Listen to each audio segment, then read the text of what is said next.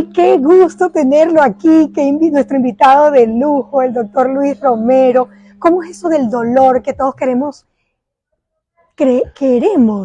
no sentir tanto dolor? Porque hoy en día todo el tiempo nos estamos quejando, doctor, del dolor.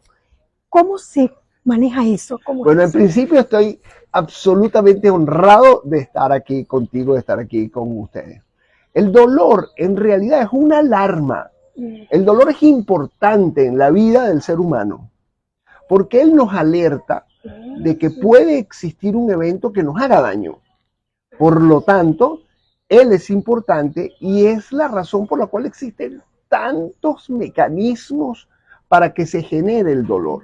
Muy bien, pero pasado ese efecto de que nosotros sabemos de cuándo algo nos puede estar haciendo daño, lo que hace es que termina generando un sufrimiento que ese sí no lo queremos. Entonces nosotros tenemos que distinguir los que nos dedicamos a esto en dónde está la estructura lesionada, cuál es el evento que te hace daño, cuáles son los hábitos que perturban tu salud para yo decirte cómo es que los vamos a cambiar. Y además de eso, existe un control emocional, mental, que tiene una repercusión enorme sobre nosotros, que puede resonar, amplificar el dolor, o podemos nosotros minimizarlo a nada y llevarlo inclusive a efectos de felicidad absoluta. Entonces, ¿cómo hacemos eso?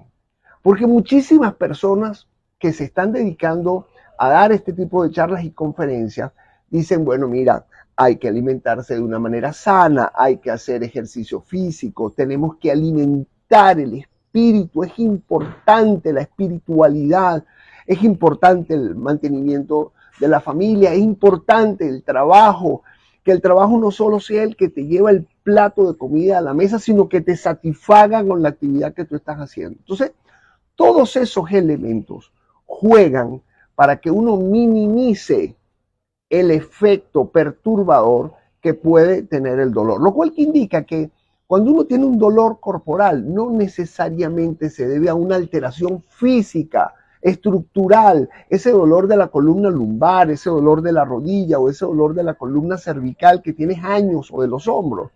Tiene un aspecto, puede tener un aspecto estructural, un aspecto anatómico, en donde puede existir una alteración de la articulación, pero la otra parte, y muchas veces más de un 50%, más de un 60%, depende de cómo tú lo contemples, cómo se haya incorporado ese dolor en tu memoria, de tal forma que cada vez que tú vas a rescatar esa información, se disparan una serie de mecanismos del dolor que te perturban y es la razón por la cual nos hacemos sufrir.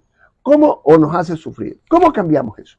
Qué maravilla que usted pueda aquí como especialista compartir esas herramientas, doctor, porque es que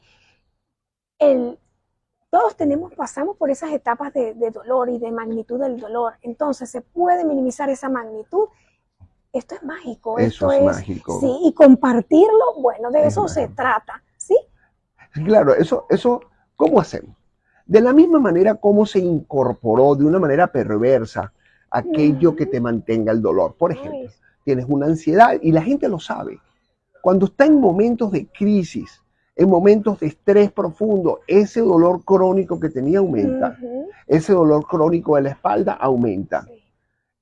Y no tiene una relación anatómica, sino es una relación estrictamente mental. ¿Cómo es eso de que cuando estamos sometidos a ese estrés que genera esa ansiedad, se dispara el dolor? Y nosotros podemos hacer el viaje de regreso. ¿Cómo se incorporó esa ansiedad a perturbar la sensibilidad del dolor? Entonces, lo podemos poner en off. ¿Y cómo podemos poner en on, prender todo aquello que nos genera placer? Muy bien. Nosotros tenemos un sistema de recompensa en nuestro cerebro que nos genera euforia, que nos genera alegría y que verdaderamente hace el balance de todos aquellos aspectos de dolor, porque nos lo revierte en principio y después nos da una sensación que nos genera alegría y nos genera euforia. Entonces, nosotros tenemos que conversar con nuestra esfera inconsciente, porque es esa esfera quien metió en la memoria lo que nos puede estar perturbando. Nosotros tenemos que sacarla de allí. Eso se hace con una actitud. Eso se dice fácil, todo el mundo lo dice. Una actitud, cuando usted transforma unos hábitos, malos hábitos, por buenos hábitos, y eso hace que pase un tiempo, una semana, 2 semanas, 3 semanas, 4 semanas, y usted tiene, ¿qué es lo que se define como actitud en esto? Que es un tiempo relativamente corto, pero que moldea una forma de pensar, una forma de sentir y una forma de actuar. Y empezó a sacarlo. Y ahora, cuando usted a través de una convicción, esa convicción es la que se logra muchas veces hablando con uno mismo. Esa convicción es la que nos puede llevar a una creencia y esa creencia ya se asume absolutamente como una realidad. Por ejemplo, ahorita todo el mundo está hablando de lo tóxico que son los hidratos de carbono y los azúcares refinados. Eso es verdad. Sí, muy bien, pero cuando tú le dices a la gente y cuando llegan los pacientes con dolores crónicos y yo le digo que existe una relación entre el consumo de hidratos de carbono, la masa grasa que se pone alrededor del abdomen y el dolor, esa conexión les es difícil hacerla. Entonces, ese cambio de hábito que nos lo inculcaron desde pequeño, el mal hábito del consumo de hidratos de carbono, y por eso es que siempre estamos consumiendo cosas que no sepan a dulce, porque eso nos genera un cierto placer a través de un mal hábito, y yo tengo que poner eso en off. Muy bien, pero a la gente le cuesta. Eso que le cuesta a la gente es lo que yo estoy hablando, que es debemos buscarlo como una transformación en la actitud. Comienzas el primer día, el segundo día, me sabe mal, me sabe un poquito amargo, en lo que termina pasando 1 semana, 2 semanas, 3 semanas, listo, ya pertenece a una actitud y después a través de esa convicción de que sabes que te está haciendo daño, lo podemos llevar a una creencia y cuando ya tú lo llevas a una creencia ya está, se acabó, esa es una realidad absoluta. Uno lo puede mirar también cuando hace actividades espirituales, bien sea religiosas y no religiosas, pero pongamos las religiosas. Al principio, y dependiendo por supuesto de la cultura donde estemos, cuando tú empiezas esa introspección, cuando estás haciendo una actividad espiritual, puede ser religiosa, puede ser oración, puede ser una misa, puede ser que tú entiendas que empiezas a hablar contigo mismo. Ese mismo fenómeno de gratificación se libera en tu cerebro.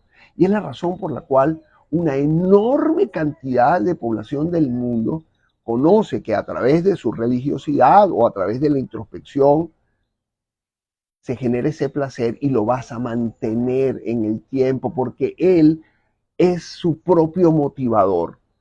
Y así nosotros vamos hablando, igual el altruismo. El altruismo, cuando tú le haces el bien a la gente y realmente no, lo que importa es la otra persona. Que dicho sea de paso, la religiosidad muchas veces nos los dice. Es la otra persona lo importante. Sí. Después la gratificación viene contigo seguro. Eso genera también un enorme placer y eso hace que te mantenga. ¿Qué pasa con el dolor? Lo pones en off. Sí. Lo pones en off. Sí, yo siempre digo a nuestra gente de seguidores de Mujer Saludable que la salud y el bienestar, doctor, se trabaja.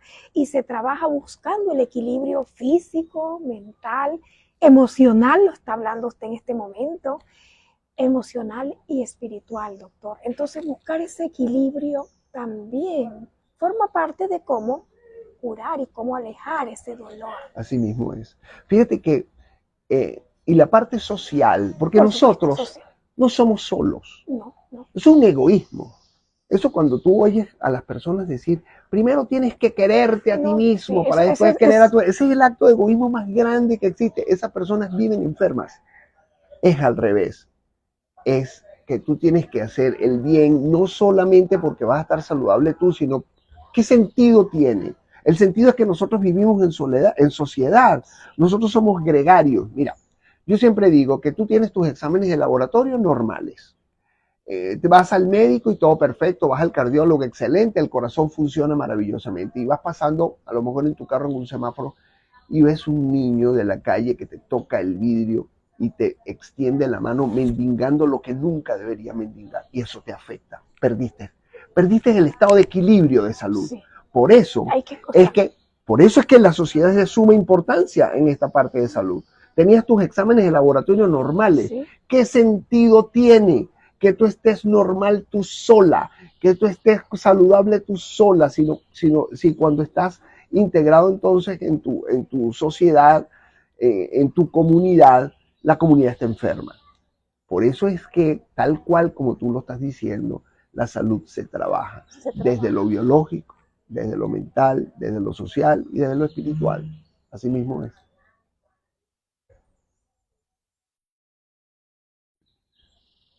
Bueno, después, si quieres corta. Córtalo, claro, que vienes tú, corta lo que te voy a agregar.